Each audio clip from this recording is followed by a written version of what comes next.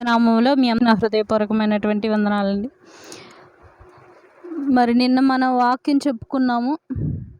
ఆ యొక్క అంశము పేరేమిటి? ఎవరికైనా గుర్తుందా? నిన్న చెప్పుకున్నటువంటి వాక్యము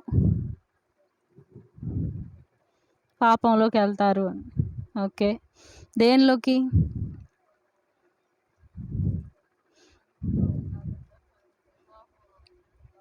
లోకము, సంఘం. లోకంలో ఉన్నవారు సంఘంలోకి వెళ్తున్నారు, సంఘంలో ఉన్నవారు కూడా తిరిగి లోకానికి వెళ్తున్నారు. అలా వెళ్తున్న వారి కోసం, వారి గురించి పౌలు గారు మాట కూడా చెప్పారు. ఏమని? ఇలాంటి వారిని మార్చడం అనేది అసాధ్యము. బాప్తీసం తీసుకొని వాడినైనా మార్చగలం, కానీ తీసుకొని మళ్ళా లోకంలోకి చూసిన వాడిని మార్చడం అసాధ్యం అని చెప్పి ఉన్నారు ఆయన. మరి ఈరోజు వాక్యం యొక్క అంశము దాని యొక్క కంటిన్యూషనే. ఏంటంటే, సంఘాన్ని దేవుడు యేసుక్రీస్తు ప్రభువారు శరీరముతో పోల్చి ఉన్నాడు. సంఘాన్ని దేనితో పోల్చి ఉన్నాడు? శరీరముతో పోల్చాడు ఆయన. మరి శరీరంతోనే ఎందుకు పోల్చాడు ఆయన సంఘాన్ని? శరీరంలో ఏమేం పార్ట్స్ ఉంటాయి చెప్పండి మీరే. ఓకే, ముక్కు, నోరు, చెవులు, చేతులు, కాళ్ళు, ఇవన్నీ శరీరం లెక్కలోకి వస్తాయి. మరి దేవుడు ప్రత్యేకంగా శరీరంతో ఎందుకు సంఘాన్ని పోల్చి ఉన్నాడు అనే ఒక విషయం గురించి మనం జ్ఞాపకం చేసుకుందాం ఈరోజు. అలాగే మరి స్త్రీ సంఘంలో మౌనంగా ఎందుకు ఉండాలి, ఆ యొక్క మాట పౌలు గారు ఎందుకు చెప్పడం జరిగింది అనేది దాని గురించి కూడా కొంచెం క్లుప్తంగా చూద్దాం ఈరోజు. ఈ యొక్క అంశమును గురించి ఒక చిన్న ప్రార్థన చేసుకుందాం. అందరూ తలలో వంచి కళ్ళు మూసుకున్నట్లయితే. పరిశుద్ధుడు, పరిశుద్ధుడు, పరిశుద్ధుడు అని ప్రధాన దూతలతోనూ మానవ కోటి సమూహములతోనూ పొగడబడుచున్నటువంటి తండ్రి, మీకు వందనాలు, స్తుతి, స్తోత్రాలు నాయన. ఎంతోమంది ప్రభావ ఈ రోజును చూడకుండా తండ్రి నశించిపోవచ్చుండగా నాయన, మీరు మమ్మల్ని అలాగూ చేయకుండా ప్రభావ మమ్మల్ని ఇప్పటికీ సజీవుల లెక్కలో ఉంచారు.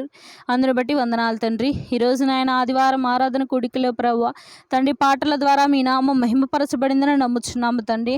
నాయన వాక్య భాగంలోకి వెళ్ళుచుండగా ప్రభావ తండ్రి నాయన నన్ను మరుగుపరచు తండ్రి. నీవే నీ యొక్క ప్రజలతో సూటిగా స్పష్టముగా మాట్లాడమని కోరుకుంటున్నాము తండ్రి. యేసయ్య తండ్రి నాయన వారికి కావలసినటువంటి ఉపదేశము నీవే దయచేయండి తండ్రి. నీవు చెప్తున్నటువంటి మాటలు గ్రహించేటువంటి మనస్తత్వమును వారికి దయచేయండి ప్రభువా. యేసయ్య మీకే వందనాలు, స్తోత్రాలు ప్రభు. వీరి యొక్క మనస్సులు ప్రభు వారి యొక్క స్వాధీనంలో ఉండుటకు నీవే సహాయం చేయండి తండ్రి. మరచిపోకుండా నెంబరు వేసుకునే కృపను దయచేయండి తండ్రి. యేసయ్య నా యొక్క చిన్న ప్రార్థన మీ పాదాల చెంతకు చేర్చుకోమని నా ప్రియుడు, నా ప్రేరక్షకుడైన యేసుక్రీస్తు వారి పరిశుద్ధ నామములో ప్రార్థన చేసి అడిగి వేడుకొని పొంది ఉన్నాము తండ్రి. ఆమేన్. డాడీ ఒకసారి ఆపు. మీరు అలాగా మనం మన సొంత రక్త సంబంధి అయినా కానీ మనం ఎలా చూస్తున్నాం? వేరు మనిషిగా చూస్తున్నాం, పట్టించుకొని వ్యక్తిగా చూస్తున్నాం, ఎవరో తెలియదు అన్నట్లు చూస్తున్నాం. కానీ యేసుక్రీస్తు ప్రభువారిగా మాత్రం నిన్ను ఏ రోజు దూరం పెట్టలా. నువ్వెన్ని పాపాలు చేయి, ఎంతగా ఆయన బాధ పెట్టినా కూడా నా బిడ్డ, నా సహోదరి, నా కుమారుడే. వ్యభిచారం చేస్తూ పట్టబడిన స్త్రీని అందరూ ఏం చేశారు? అని అవమానపరిచారు. ఈమె తప్పు చేసింది, తప్పు చేసింది, తప్పు చేసింది అన్నారు. కానీ యేసయ్య మాత్రం ప్రేమతో చూశాడు ఆయన. అలాంటి మనస్తత్వం ఈరోజు మీ అందరికీ ఉన్నదా లేదా? ఒకసారి మీకు మీరే సుపరీక్ష చేసుకోండి. తర్వాత సంఘాల్లో చూసుకున్నట్లయితే, సంఘంలో కొంతమంది పాస్టర్ గారులు పేర్లు పెట్టుకుంటారు. తెలుసా? ఏం పేర్లు ఉంటాయి చెప్పండి మీకు తెలుసా? రెవరెండ్, డాక్టర్, ఇంకా అవన్నీ పేర్లు. పౌలు గారు బిరుదులు, పదవులు అని కూడా అంటారు. బిషప్, ఇంకా ఫాదర్. మెయిన్ మర్చిపోయారేంటి? ఫాదర్ అని పిలుస్తారు లేదా? ఈయన మా ఫాదర్ గారు అని. అసలు ఆ పేర్లు పెట్టచ్చా పెట్టకూడదా? పెట్టచ్చా? పెట్టకూడదు. తండ్రి అనే చాలామందిని పిలుస్తూ ఉంటారు. ఎందుకనంటే ఈ సంఘానికి తండ్రి ఎవరంటే ఈయన మా ఫాదర్ గారు అని. ఎందుకు ఆ పేరు పెట్టకూడదు? తండ్రి ఒక్కడే. రెండవ వాక్యం చూద్దాం. మత్తయి సువార్త 23వ అధ్యాయము 9వ వచనం. మత్తయి సువార్త 23వ అధ్యాయము 9వ వచనం.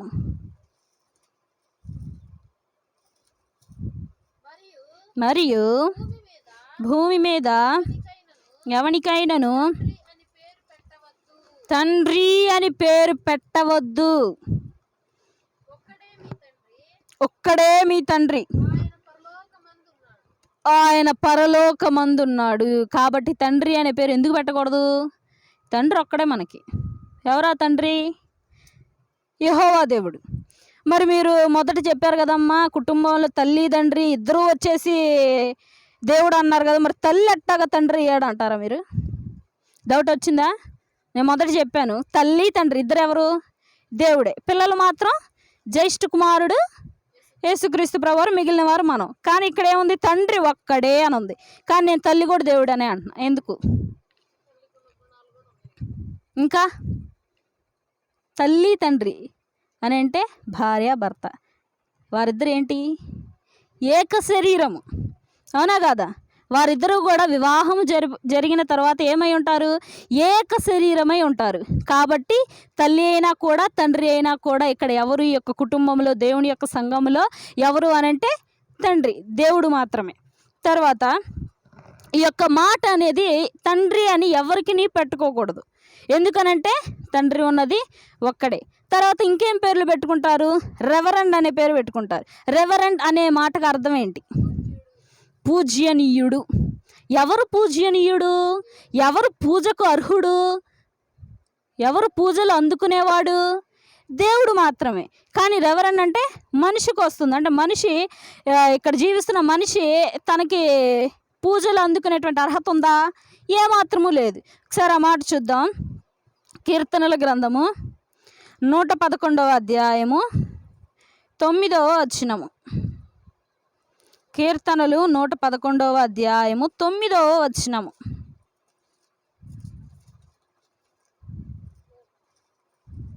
కీర్తనల గ్రంథము 111వ అధ్యాయము 9వ వచనము. ఆయన తన ప్రజలకు విమోచన కలుగజేయువాడు, తన నిబంధన నిర్ణయించువాడు. ఆయన నామము పరిశుద్ధమైనది, పూజింపదగినది. లాస్ట్లో మాట చూసారా? ఆయన నామము పరిశుద్ధమైనది, పూజింపదగినది. ఇంగ్లీష్ బైబిల్లో ఉంటుంది, holy is the spirit reverend. అంటే ఎవరు పూజకు అర్హుడు? ఎవరు పూజ్యనీయుడు? ఎవరు పిలువబడ్డారు ఈ పదానికి? దేవుడు మాత్రమే పూజనీయుడు అని పిలువబడ్డాడు. కానీ ఈ పేర్లు ఎవరు పెట్టుకుంటున్నారు? మనుషులు కూడా పెట్టేసుకుంటున్నారు. ఒక గొప్ప సంపాదించడానికి, ప్రత్యేకత సంపాదించడానికి ఇవన్నీ పేర్లు కూడా మనిషి పెట్టుకోవడం జరుగుతుంది. ఈ యొక్క మాట విన్నప్పుడు మనకు ఒక స్టోరీ కూడా గుర్తొస్తుంది, బైబిల్లో ఉంటుంది. ద్రాక్ష తోట ఏం చేస్తారు? గుప్తకిస్తే కావలి వారికి వాళ్ళు ఏం చేస్తారు? రాజుదని కూడా చూడకుండా, రాజు కుమారుణ్ణి పంపించినా కూడా తనని చంపేసి నాదే ఈ పొలం, నాదే ఈ తోట అని వాళ్ళే స్వాధీనం చేసుకుంటారు. ఆ యొక్క ప్రాంతాన్ని మొత్తం, ఆ ద్రాక్ష తోట మొత్తాన్ని కూడా వాళ్ళే స్వాధీనం చేసుకుంటారు. కానీ హెడ్ ఎవరు అక్కడ? తండ్రి. కానీ వారు అది గుర్తిస్తారా? గుర్తించరు. వారికి ఇష్టానుసారంగానే జీవించి వారికి ఇష్టమైంది చేస్తూ ఉంటారు. అలాగే ఇక్కడ కూడా భూలోకంలో అదే జరుగుతుంది. పూజ్యనీయుడు అనే మాట ఎవరికి వాడబడింది? దేవునికి వాడబడిందే కానీ మనుష్యుడి కోసం వాడబడలేదు. ఆ యొక్క పదం దేవునికి మాత్రమే అంకితమై ఉన్నది. తర్వాత యేసుక్రీస్తు ప్రభువారు మరి సంఘాన్ని ఒక దానితో పోల్చినాడని చెప్పి ఉన్నాను. దేనితో? శరీరంతో పోల్చి ఉన్నాడు. మరి శరీరంలో ఉండేటువంటి 3 భాగాలు మెయిన్ ఏంటివి అని అంటే, శరీరంలో మెయిన్ ఏముంటుంది? ఫస్ట్ శిరస్సు. బైబిల్ ప్రకారం చెప్పాలి, మీరు బైబిల్ ప్రకారం చెప్పాలా. ఏంటది? శిరస్సు. తర్వాత 2 శరీరము, 3 అవయవాలు. శరీరంలో 3 మెయిన్ ఏంటి? శిరస్సు, శరీరము, అవయవాలంటే చేతులు, కాళ్ళు, లోపల ఉన్న పార్ట్స్, ఇవన్నీ కూడా తీసుకోవచ్చు లెక్కలోకి. తర్వాత మరి సంఘము శిరస్సు అని పిలువబడింది. ఆ యొక్క శిరస్సు ఎవరు? క్రీస్తు. ఆ యొక్క మాట చూద్దాం. కొలస్సీయులకు రాసిన పత్రిక 1వ అధ్యాయం 18వ వచనం. కొలస్సీయులకు రాసిన పత్రిక 1వ అధ్యాయము 18వ వచనము. సంఘము నీవు శరీరమునకు సంఘము అను శరీరమునకు ఆయనే శిరస్సు. ఒక్క నిమిషం ఆగుదాం. ఇక్కడ మీకు మాటలో ఫస్ట్ కనపడుతుంది ఏంటి? సంఘము అనే శరీరమునకు. అంటే ఇక్కడ మీకు మాటలో స్పష్టంగా అర్థమవుతుంది. సంఘం అంటే ఏంటి? శరీరము. ఆ యొక్క శరీరములో శిరస్సు ఎవరు అని అంటే ఆయనే క్రీస్తు. తర్వాత మరి ఇంకో పార్ట్ ఏం చెప్పాం మనం? శిరస్సు, ఇంకొకటి శరీరము. మరి శరీరం ఎవరు? ఇప్పుడు శిరస్సు అంటే ఎవరు?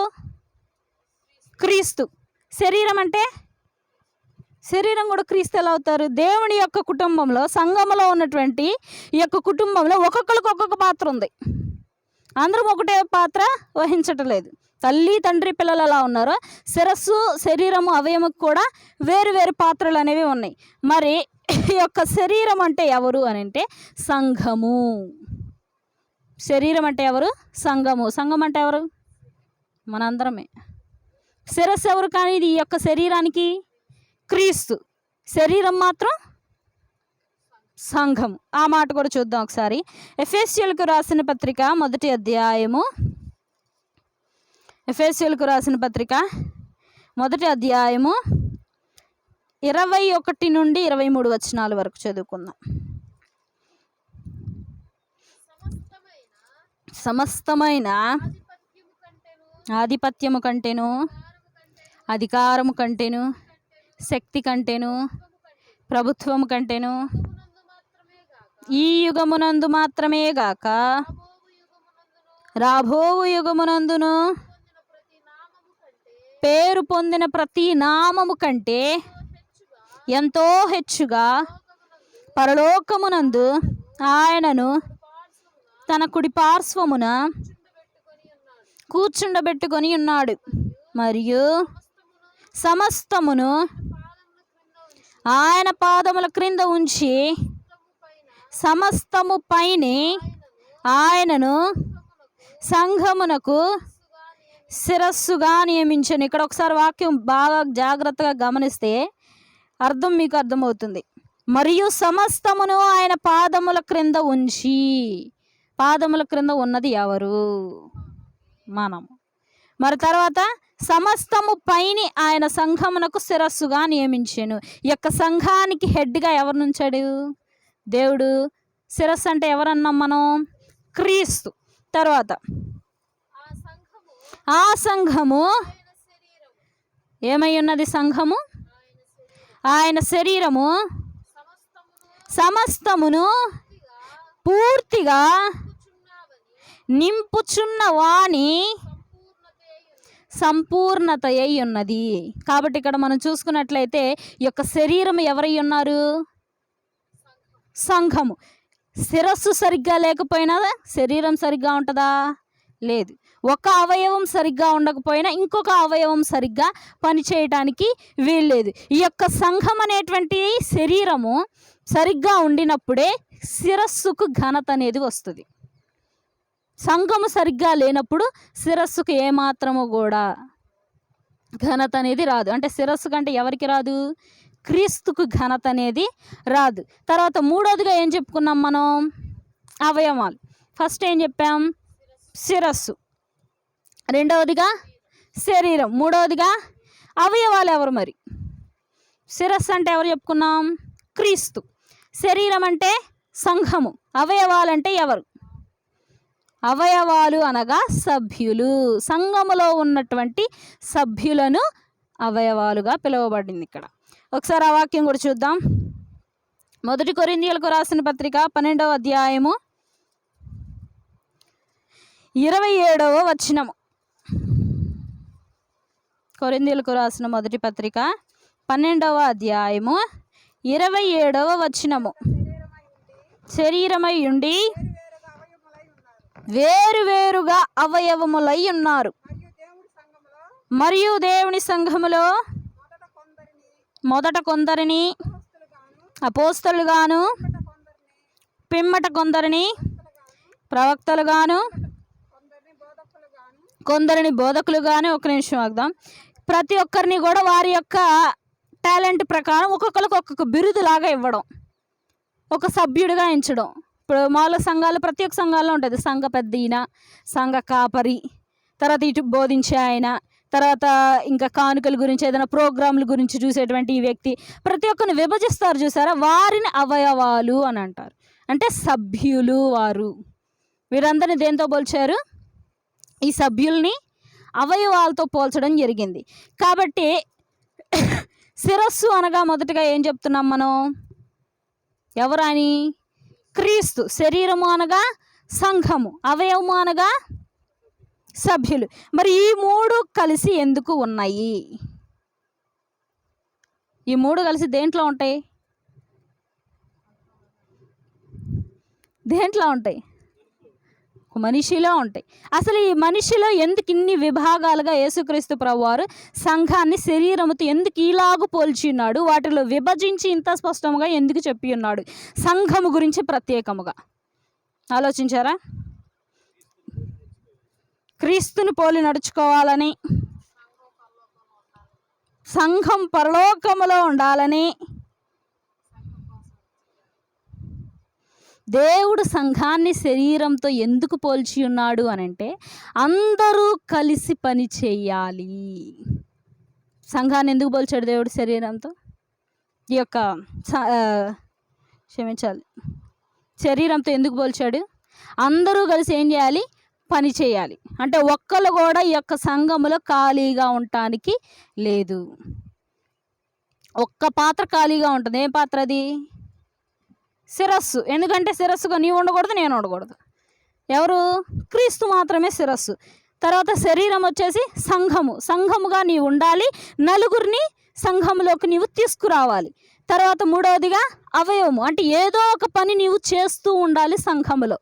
సంఘ పెద్దగా ఉండవచ్చు, లేదంటే పాస్టర్ గారికి ఏమైనా అవసరతలు కావాలంటే ఏదో ఒక పని నీవు చేస్తూ ఉండాలి. కాబట్టి యేసుక్రీస్తు ప్రభువారు ప్రతి ఒక్క అవయవము, ప్రతి ఒక్క పార్ట్ బాడీలో పని చేయాలని చెప్పి సంఘాన్ని శరీరముతో పోల్చడం జరిగింది. అయితే మరి ప్రతి ఒక్కరూ ఒక్కొక్క పని చేయాలి అంటున్నారు. ఏం పని చేయాలి అని అంటే వరుసగా చూసుకుందాం. 7 రకాల పనులను చేయాలి సంఘములో ఉన్నప్పుడు. మొదటిగా సువార్తను ప్రకటించాలి. మొదటిగా ఏం చేయాలి? సువార్తను ప్రకటించాలి. తర్వాత రెండవదిగా పరిచర్య చేయాలి. మొదటిగా ఏం చేయాలి? సువార్త ప్రకటించాలి. రెండవదిగా పరిచర్య చేయాలి. సువార్త ప్రకటించడం అంటే ఏంటి? పరిచర్య అంటే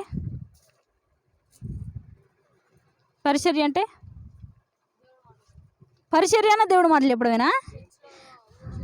మార్తా మరియా ఉన్నారు, ఆమె ఏం చేసింది? దేవుడు మాటలు విందా?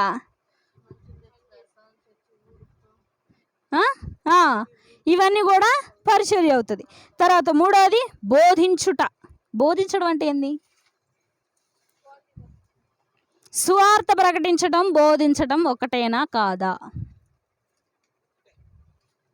ఒకటన్న వాళ్ళు ఎంతమంది?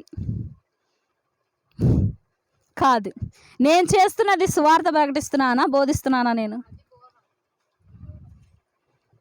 నేనేం చేస్తున్నాను? సువార్త ప్రకటిస్తున్నానా, బోధిస్తున్నానా? బోధిస్తున్నాను నేను. ఓకే. సువార్త ప్రకటించడం అంటే గృహానికి వెళ్ళి చెప్పేటువంటిది సువార్త ప్రకటించడం అంటారు. ఓకే. ఇలాగున ఒక సంఘంలో ఉండి చెప్పేదాన్ని బోధ అని అంటారు. తర్వాత మొదటిగా ఏమేం పని చేయాలి? ఒక సంఘంలో ఉండగా నీవు ఒక సభ్యురాలుగా ఉన్నప్పుడు ఏమేం పని చేయాలి? సువార్త ప్రకటించాలి. రెండవదిగా పరిచర్య చేయాలి. మూడవదిగా బోధించాలి. నాలుగవదిగా హెచ్చరించాలి. ఎవరిని హెచ్చరించాలి? నీవు సంఘంలో ఉంటూ పాపములో పడిపోతున్న వారిని నీవు హెచ్చరించాలి. తప్పుదారిలో వెళుతున్న వారిని నీవు హెచ్చరించాలి. నాకెందుకులే, నా బ్రతుకు నేను బ్రతుకుతున్నానుగా, పక్కనోడి గురించి నాకెందుకు అని అనుకుంటే కుదరదు. సంఘములో ప్రతి ఒక్క అవయవము పనిచేస్తూనే ఉండాలని దేవుడు శరీరంతో పోల్చి ఉన్నాడు ఈ యొక్క సంఘాన్ని. తర్వాత ఐదవది చూస్తే పంచిపెట్టుట. ఏం పంచిపెట్టాలి? పలహారం ఇచ్చినప్పుడు పంచిపెట్టాలా? మరేంటి? పంచిపెట్టుట అని అంటే నీకు కలిగినది పేదలకి కొంత ఇచ్చుట. పేదలకు కొంచెం కనికరం చూపించటం వాళ్ళ మీద. నీకు ఎక్కువైన ఎప్పుడైనా డబ్బులు వచ్చినప్పుడు వారికి కూడా కొంచెం ఏదన్నా వండి నీకు తిరిగి ఇయ్యలేని వారికి తిరిగి ఇవ్వడం. పేదవాళ్ళకి సహాయం చేసి ఎవరికి అప్పించినట్టు? యెహోవాకు అప్పిచ్చువాడు. సో అలా. తర్వాత 6వది వచ్చేసి పై విచారణ. పై విచారణ అంటే ఏంటి? ఏది కరెక్ట్ ఏది రాంగ్ అనేది తెలుసుకొని ఉండాలి నీవు.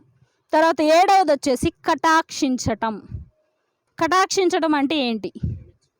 క్షమించడం, కనికరించడం, కృప చూపడం, ఇవన్నీ వస్తాయి. 7 పనులు నీకు ఇష్టమైన ఏదో ఒక పని చేయాల్సిందే ఖచ్చితంగా సంఘంలో ఉండగా. నీవు ఏమేం చెప్పుకున్నావు 7 మాటలు మనం? ఫస్ట్ స్వార్థ ప్రకటించాలి, 2వదిగా పరిచర్య చేయాలి, 3వదిగా బోధించాలి, 4వదిగా హెచ్చరించాలి, 5వదిగా పంచిపెట్టాలి, 6వదిగా పై విచారణ చేయాలి, 7వదిగా కటాక్షించాలి. మరి ఎన్ని చేయాలని బైబిల్లో ఉందా అని అంటే ఉంది. నేను చెప్పిన వరుస ప్రకారం కరెక్ట్గా ఉంది. 2వ వాక్యం చూద్దాం ఒకసారి. రోమీయులకు రాసిన పత్రిక 12వ అధ్యాయము. మనకనుగ్రహింపబడిన కృప చొప్పున వేరువేరు కృపావరము కలిగిన వారమై ఉన్నాము గనుక ప్రవచన వరమైతే విశ్వాస పరిణామం చొప్పున ప్రవచింతుము. పరిచర్య అయితే పరిచర్యలోను, బోధించువాడైతే బోధించుటలోను, హెచ్చరించువాడైతే హెచ్చరించుటలోను పని కలిగి ఉందుము. పంచిపెట్టువాడు శుద్ధ మనస్సుతోనూ, పై విచారణ చేయువాడు జాగ్రత్తతోనూ, కరుణించువాడు సంతోషముతోనూ పని జరిగింపవలెను. మీ ప్రేమ నిష్కపటమైనదై ఉండవాలి. 8వ వచనం వరకు చాలు. అయితే ఇక్కడ మీకు చెప్పినటువంటి ప్రతి ఒక్క మాట పిన్ టు పిన్ వచ్చింది. గమనించారా? స్వార్థ ప్రకటించడం మొదటిగా. ప్రవచన వరమైతే విశ్వాస పరిణామము చొప్పున ప్రవచింతుము. మొదటిగా చెప్పి ఉన్నాం స్వార్థ ప్రకటన. 2వది పరిచర్య. పరిచర్య అయితే పరిచర్యలోను, అంటే నువ్వు పరిచర్య అన్నా చేయాలి. తర్వాత బోధించువాడైతే బోధించుటలోను, బోధించడం అన్నా నువ్వు చేయాలి. 4వది హెచ్చరించాలి. 5వది పంచిపెట్టాలి. 6వది పై విచారణ. అనగా ఏంటి? ఏది కరెక్ట్ ఏది రాంగ్ అనేది నీవు జాగ్రత్తగా గ్రహించాలి. తర్వాత ఆఖరిగా వచ్చేసి కటాక్షించడం, అంటే కనికరించాలి. నీవు ప్రేమతో, ప్రేమ అనేటువంటి గుణము నీవు కలిగి ఉండాలి. ఈ యొక్క 7 గుణాలను, ఈ యొక్క 7 పనులను నీవు చేయాలి ఈ యొక్క సంఘములో ఉన్నప్పుడు. అందుకని యేసుక్రీస్తు ప్రభువారు శరీరముతో పోల్చున్నారు, అన్నీ పని చేయాలని. మన బాడీలో ఒక్కటి పని చేయకపోయినా కరెక్ట్గా ఉంటుందా?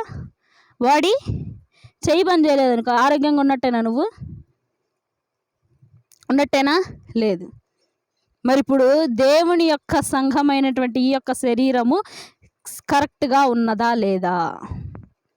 మీరే చెప్పాలి. చూస్తున్నారుగా సంఘాలను, ఉందా కరెక్ట్గానే? శిరస్సు కరెక్ట్గానే ఉంటుంది ఎప్పుడు. ఎందుకు? క్రీస్తు కాబట్టి. సంఘము మాత్రం ఏమవుతుంది? చల్లా చెదురైపోతుంది. ఎవరికి ఇష్టానుసారంగా వారు జీవిస్తున్నారు. ఈ యొక్క వాక్యమే నేను నిన్న చెప్పి ఉన్నాను. ఏం చేస్తున్నారు? సంఘములో ఉండి కూడా లోకము తట్టున తిరుగుతూ ఉన్నారు ఈరోజు చాలామంది. తర్వాత మన యొక్క అవయవములు అంటే సభ్యులుగా కూడా మనం ఈ యొక్క సంఘములో పనిచేస్తూ ఉండాలి. తర్వాత అపోస్తలుడైనటువంటి పౌలు కొరింథీ సంఘానికి రాస్తూ ఒక మాట అన్నాడు. ఈ యొక్క మాట నిన్ననే చెప్తానన్నాను. ఏంటా మాట? ఈ యొక్క మాట నిజమా కాదా? తప్పకుండా. మరి యొక్క మాట పాజిటివ్ వేలో చూసేవాళ్ళు ఉన్నారు, నెగిటివ్ వేలో చూసేవాళ్ళు ఉన్నారు. మీరు ఏ వేలో చూస్తున్నారు? ఇక్కడ ఉన్నవారు తెలుసుకోవాలని ఉంది. మిగతా వాళ్ళందరూ నెగిటివ్ వే చూస్తున్నారా? కానీ ఏ వేలో చూడాలి? పాజిటివ్ అంటే మంచి దారిలో చూస్తున్నారు ఈ యొక్క మాట, లేదు చెడు దారిలో చూస్తున్నారా మీరు? స్త్రీ సంఘంలో మౌనంగా ఉండాలి అనేటువంటి మాట. ఖచ్చితంగా స్త్రీ సంఘంలో మౌనంగా ఉండాలి. అయితే ఈ యొక్క పౌలు గారు ఎందుకు ఈ మాట చెప్పి ఉన్నారు? ఒకసారి మనం ఆయన చెప్పిన మాటను జాగ్రత్తగా చదువుదాం.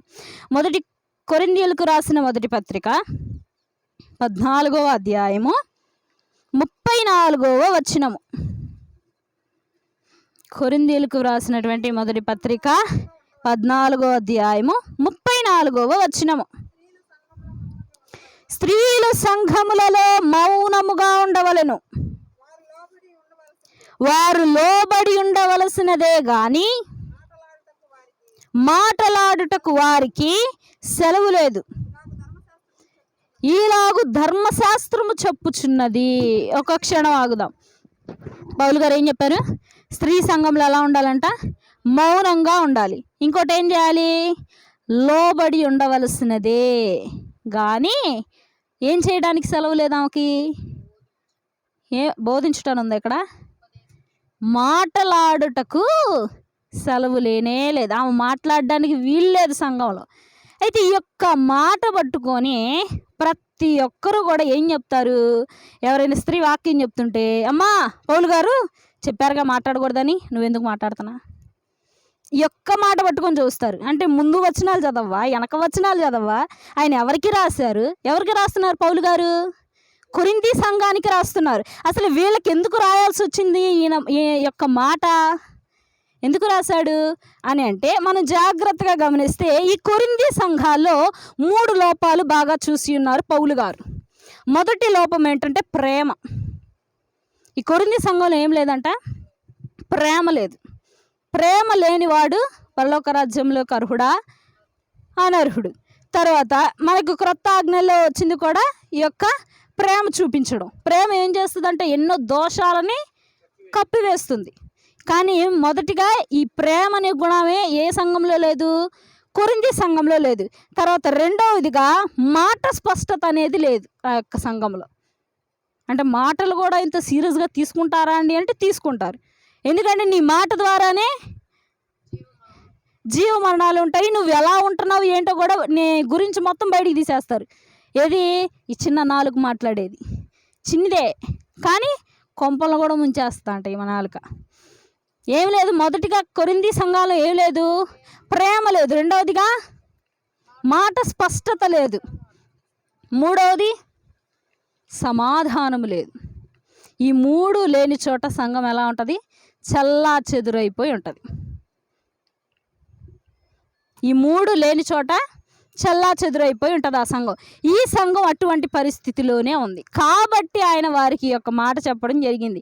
అసలు వీరు ఏం చేస్తూ ఉంటారు అని అంటే, ముందు యొక్క వాక్యం మనం చూసుకొని వాళ్ళకి ప్రేమ లేదు అనే వాక్యం కూడా మనం తర్వాత వివరంగా చూద్దాం. అసలు ముందుగా పౌలు గారు ఎందుకు మాట్లాడారు ఈ మాట? ఆయన మందిరానికి వచ్చారు. చక్కగా వచ్చి చూడంగానే ఏం చేస్తున్నారు? అందరూ కొట్టుకుంటున్నారంట. ఏం చేస్తున్నారు? కొట్టుకుంటున్నారు. నేను చెప్తాను, ఆగు, నువ్వు పక్కరా, ముందు నన్ను చెప్పని వాక్యం. నువ్వు పక్కరా నేను పాడతా ఒక పాట. ఇక్కడ చూసుకున్నట్లయితే మనం 26వ వచనం నుంచి ఆయన స్టార్ట్ చేస్తారు.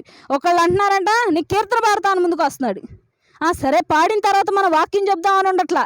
కీర్తన కాదు, ముందు నన్ను వాక్యం చెప్పని, ముందు నన్ను ఈ పని చేయను అంటే, వాళ్ళు పని చేయాలనే ఆసక్తి బాగానే ఉంది వాళ్ళల్లో సంఘంలో. కానీ ఏం చేస్తున్నారు? అల్లరి చేస్తున్నారు. వాళ్ళు సంఘాన్ని అల్లరి చేస్తూ ఉన్నారు. ఎలాగైతే యేసుక్రీస్తు ప్రభువారు యెరూషలేముకి వెళ్ళినప్పుడు ఆ యొక్క సంఘం కూడా ఎలా ఉంటుంది? మందిరము దొంగల గుహగా మార్చేస్తారు. అలా మార్చి ఉన్నారు ఈ కొరింథీ సంఘం. అలా మార్చి ఉన్నారు వారు. కాబట్టి అందుకని వారికి సాదృశ్యంగా ఈ మాటలు చెప్తున్నాడు. మీరు ఏం చేస్తున్నారు? ఈ యొక్క 14వ అధ్యాయం 26 నుంచి 33 వచనాల వరకు ఆయన పురుషులను స్త్రీలను కలిపి చెప్పి ఉన్నాడు. తరువాత స్త్రీలకు ప్రత్యేకంగా మాట్లాడారు. 34వ వచనం నుండి ఇక్కడ వరకు చూసుకుంటే 33వ వచనం వరకు పురుషులకు ఖరాఖండిగా చెప్పి ఉన్నారు. ఆయన ఏమని? మీకు ఏదైనా వాక్యం చెప్పాలనిపిస్తుందా? చెప్పండి, తప్పులేదు. కానీ ఒకళ్ళ తర్వాత ఒకళ్ళు రండి. క్రమం అనేది పాటించ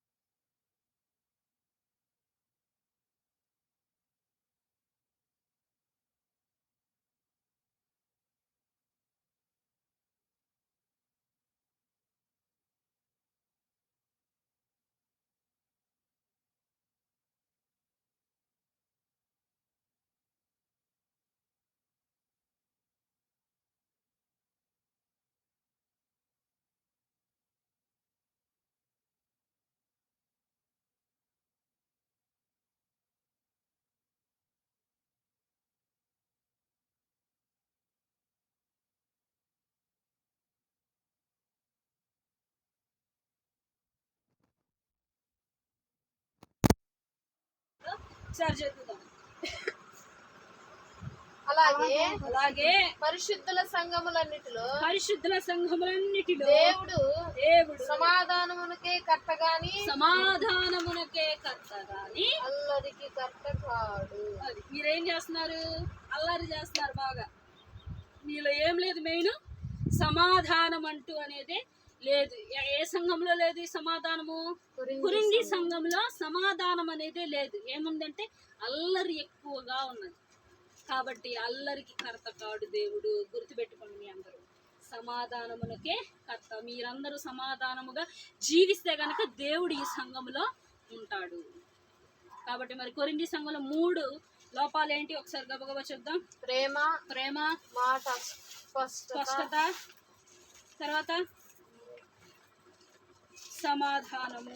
ఈ 3 లేకపోవడమే కొరింథీ సంఘానికి ఎన్నో హెచ్చరికలు, సూచికలు రావడానికి మెయిన్ కారణం. తర్వాత మరి అన్యులు ఎక్కువగా ఏమని బోధిస్తూ ఉంటారు? స్త్రీ సంఘంలో మౌనంగా ఉండాలి. ఇదే కరెక్ట్ పదం, మేము చెప్పిందే కరెక్ట్ పదం. ఆమె పురుషుడి దగ్గర తగ్గించుకొని ఉండాలి. ఎన్ని మాటలు చెప్తూ ఉంటారు. అసలు స్త్రీ సంఘంలో మౌనంగా ఉండాలని ఎవరు మాట చెప్పింది? ఎవరు చెప్పారు ఈ మాట? ఎవరు? పౌలు గారు చెప్పి ఉన్నారు. ఆ పౌలు గారి గురించి పేతురు గారు ఒక మాట చాలా చక్కగా రాసి ఉన్నారు. ఒకసారి ఆ మాట చూద్దాం. 2వ పేతురు రాసిన 2వ పత్రిక 3వ అధ్యాయము 15 నుంచి 17 వచనాల వరకు చదువుదాం. మరియు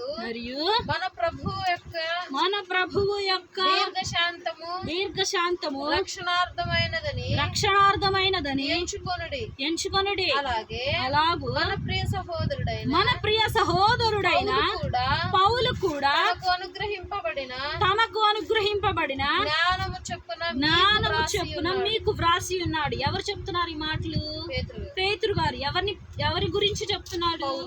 పౌలు గారి గురించి చెప్తున్నాడు. తనకి ఏం అనుగ్రహించబడిందంట? దేవుని యొక్క జ్ఞానము కొంత అనుగ్రహించబడి ఉన్నది. ఎవరికి? పౌలు గారికి. తర్వాత వీటిని గూర్చి పత్రికలన్నిటిలోనూ బోధించుచున్నాడు. దేవుడు అనుగ్రహించినటువంటి జ్ఞానమును గూర్చి ఆయన ఏం చేశాడు? ప్రతి పత్రికలో, హెబ్రీ పత్రిక వరకు, కొరింథీ నుంచి హెబ్రీ పత్రిక వరకు ప్రతి పత్రికలో కూడా ఆయన ఏం చేసి ఉన్నాడు? బోధించాడు. దేవుడిచ్చినటువంటి జ్ఞానం కొలది ఆయన ప్రతిదీ బోధించి ఉన్నాడు పత్రికల్లో. తర్వాత అయితే వాటిలో కొన్ని సంగతులు గ్రహించుటకు కష్టమైనవి. వీటిని ఒక నిమిషం ఆగుదాం. కొన్ని సంగతులు ఏమంటంట? కష్టమైనవి గ్రహించాలంటే. ఎందుకని? అర్థం అవ్వవు తొందరగా పౌలు గారు మాట్లాడే మాటలు. చాలా బాగా డీప్గా ఆలోచిస్తేనే తప్ప, దేవుని యొక్క అనుగ్రహం ఉంటేనే కానీ తప్ప పౌలు గారు మాట్లాడే మాటలు చాలా బాగా అర్థం కావు. కానీ విద్యావిహీనులకి ఎలా అర్థమవుతుందంట? అది చదవండి. అస్థిరులైన వారును తక్కిన లేఖనములను అపార్థము చేసినట్లు ఏం చేస్తున్నారు?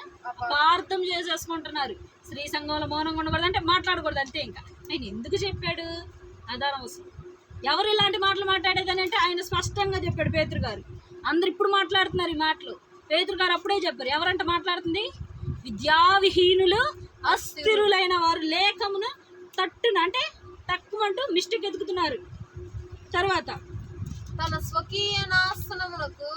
స్వకీయ నాశనమునకు అపార్థము చేయుదురు అని అంటే వెంటాడటం. కింద చూస్తారు, వక్రముగా త్రిప్పుతారంట వాక్యాన్ని. అంటే వారికి ఇష్టమైనట్టుగా తిప్పుకుంటారు వాక్యాన్ని.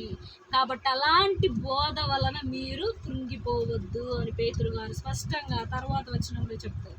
17వ వచనం చదువుదాం. ప్రియులారా, మీరు ఈ సంగతులు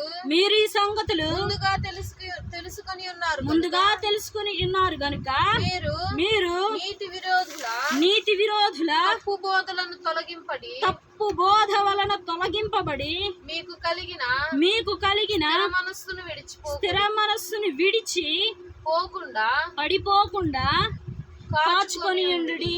కాబట్టి వీరు చేస్తున్న తప్పు బోధలు ఉన్నాయి కదా, స్త్రీ సంఘంలో మౌనంగా ఉండాలని ఏం చేస్తున్నారు, ఇప్పుడు బోధ చేస్తున్నారు. పేతురు గారు అప్పుడే చెప్పి ఉన్నారు, ఈ తప్పు బోధలు చేసే వాళ్ళు వస్తున్నారు.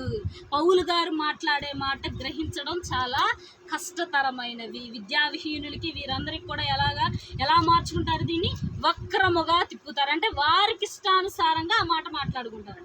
కాబట్టి అలాంటి వారు బోధ విని స్త్రీ సంఘంలో మౌనంగా ఉండాలి కదా అని చెప్పి నీవు చేయవలసిన పనిని ఆపివేసుకొని వెనుక తిరగవద్దు అని పేతురు గారు ఈరోజు మీతో స్పష్టంగా చెప్పుచున్నారు.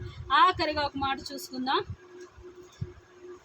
నీవు సంఘంలో ఎన్ని పనులు చేస్తున్నప్పటికీ కూడా నీలో ఎటువంటి హెచ్చింపు అనేటువంటి గుణం అనేది రాకూడదు. మత్తయి సువార్త 23వ అధ్యాయము 12వ వచనం. మత్తయి సువార్త 23వ అధ్యాయము 12వ వచనం. తన్ను తాను హెచ్చించుకొనివాడు తగ్గింపబడును. తన్ను తాను తగ్గించుకొనివాడు హెచ్చింపబడును. చాలా సంఘాల్లో ఉంటుంది మెయిన్గా ఏమని, నేను సంఘ పెద్ద, నేను చెప్పిందే జరగాలి, నేను అడుగుతున్నాను డబ్బులు అంటే వీరు ఖచ్చితంగా, అంటే పాస్టర్ కూడా ఉండదు అంత, కానీ అవయవములుగా ఉన్నటువంటి ఈ సభ్యులకు మాత్రం ఎక్కువగా ఉంటుంది. సో అందుకే ఏమంటున్నాడు దేవుడు, నీ సంఘంలో అన్ని పనులు చేయాలి ఖచ్చితంగా. 7 పనుల్లో నీకు నిర్వర్తించబడినటువంటి పని నీవు చేయాలి. కానీ వేటిలో కూడా నీవేం చేయకూడదు, హెచ్చింపు కలిగినటువంటి మనస్తత్వమును మాత్రం కలిగి ఉండకూడదు. హెచ్చింపు కలిగి ఉన్నావా ఏం చేయబడతావు, తగ్గించబడతావు. తగ్గించుకొని ఉన్నావా ఎంత ఘనతకి వెళ్ళినా కూడా ఏమవుతావు, హెచ్చింపబడతావని దేవుడు ఈరోజు మీతో చెప్పి ఉన్నాడు. కాబట్టి ఈ యొక్క పరిశుద్ధ వాక్యం దేవుడు దీవించి మనం ఇంటిడిలా ఆశీర్వదించునుగా. ఆమేన్. మరి చాలా అద్భుతమైన సందేశం అన్నమాట ఇది. మరి ఆ రోజు క్లాస్ అమ్మాయి అటెండ్ అయింది, నేను మిస్ అయ్యా ఆ రోజు. అయితే కొంతమంది బైబుల్ని తప్పుగా అర్థం చేసుకుంటూ ఉంటారు.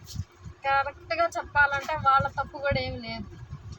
ఎందుకు అని అంటే బైబుల్లో స్త్రీ సంఘంలో మౌనంగా ఉండాలి అని ఉంది. వాళ్ళు దాన్ని పాటిస్తున్నారు, తప్పే ఉంది. రాసింది కదా, రాయకపోయినా ఒకవేళ ఉపమానంగా చెప్పినా వాళ్ళు నమ్మినా దాన్ని ఒక రకంగా అనుకోవచ్చు. కానీ కరెక్ట్గా రాసిందిగా ఖచ్చితంగా పాటిస్తున్నారు, తప్పేం లేదు. కానీ వాటిలో ఉన్న గూఢార్థాలను కొంతమంది తెలుసుకుంటారు, కొంతమంది తెలుసుకోరు. ఎగ్జాంపుల్గా బైబిల్లో ఒక అతను అట్లేసాడు, తెలుసా మీకు? బైబిల్లో ఒక వ్యక్తి అట్లేసాడు. అట్లు తెలుసా? మార్నింగ్ టిఫిన్ చేస్తాం కదా, దోశలు, అట్లు.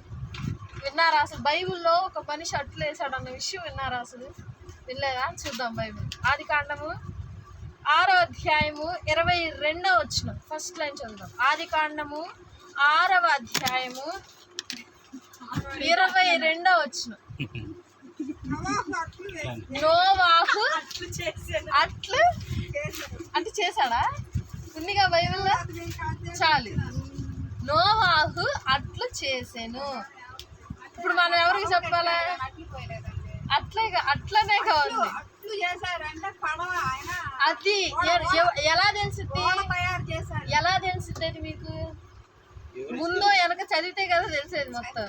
పడవ చేశారు, పడవలోకి జనాలు రప్పించారు, ఇవన్నీ చేశారు కాబట్టి అట్లు చేసినానండి. ఏది పై వచ్చిన కింద వచ్చిన తెలిస్తే చదివితే తెలిసిద్ది. మనం ఏం చదివాము, ఓన్లీ ఆ పదమే చదివాము కాబట్టి మనకేమనిపిస్తుంది, నిజంగా అట్లేస్తాడేమో అని చెప్పి అని అనుకుంటాం. అందుకే బైబిల్లో ఎప్పుడైనా ఏ విషయమైనా ఏ వాక్యమైనా ముందు వెనక చదివితేనే ఆ యొక్క వాక్యం అర్థం తెలుస్తుంది. అందుకే కొంతమంది ఆ ముందు వెనక వాక్యాలు చదవకుండా ఆ ఒక్క వాక్యాన్ని తీసుకొచ్చి వృద్ధాస్తూ ఉంటారు. అన్యాచారాలు మరి కొనసాగింపకూడదు అని అంటారు. మరి పసుపు ఒంటి మీద పడకూడదు అని అంటారు. ఎగ్జాంపుల్గా పసుపు అట్ట పూయకూడదు అంటారు. కూరలో పసుపు వెళ్తుందా లేదా? మరి పసుపు నీళ్ళు మామూలుగా గుమ్మంలో కానీ మామూలుగా జల్లుతారా లేదా? అసలు ఎందుకు ఉపయోగిస్తారు పసుపు? యాంటీబయాటిక్, క్రిమి లోపలికి రాకుండా ఉండటానికి. మరి ఇవన్నీ జరుగుతున్నప్పుడు ఒంటి మీద పడితే నష్టం ఏమైనా ఉందా? ఒంటి మీద పడితే కాదు, ఇది అన్యాచారం అని. అన్యాచారాలు వేరే ఉన్నాయి. గ్రహాలు చూడటము, ముహూర్తాలు చూడటము, అవి శకునాలు చూడటం, అవి అన్యాచారాల కిందకు వస్తాయి. ఇట్లా కొంతమంది ఏం చేస్తారంటే తెలిసి తెలియక చేస్తారు, కొంతమంది తెలియకుండా కొంతమంది వక్రీకరిస్తూ ఉంటారు. చాలా అద్భుతంగా మరి సోదరి వాక్యం బోధించడం జరిగింది. మరి అందరి తల నుంచి కళ్ళు మూసుకున్నట్లయితే ప్రార్థన చేసుకుంటాం. మమ్మల్ని ఎక్కువగా ప్రేమించడం మా ప్రియ పరలోకపు తండ్రి, నీవు ఇచ్చినటువంటి గొప్ప దినాన్ని బట్టి సమయం బట్టి వందనములు స్తుతులు స్తోత్రములు నాయన. నిన్నటి వరకు మీరు కాపుదల భద్రపరిచి మా జీవితంలో ఇంకొక రోజును అనుగ్రహించారు. వందనములు తండ్రి. నా తండ్రి ప్రభా, కూడి వచ్చిన ప్రతి ఒక్కరిని బట్టి వందనములు, విన్నటువంటి వాక్య భాగమును బట్టి వందనములు నా తండ్రి. మాకు వినిపింపజేసినటువంటి జీవాహారమును బట్టి వందనములు నాయన. గొప్ప అద్భుత అంశమును తండ్రి మాకు తెలియజేస్తారు. వందనములు. అట్టి విధముగా మేము కూడా సంఘంలో నా తండ్రి ఏదో ఒక పని చేస్తూ నాయన నీకు తండ్రి సాక్షులుగా నిలబడే కృపను మా అందరికీ అనుగ్రహించమని యేసు నామమున పెట్టి అడిగి కొంచెం ప్రార్థిస్తున్నాం తండ్రి.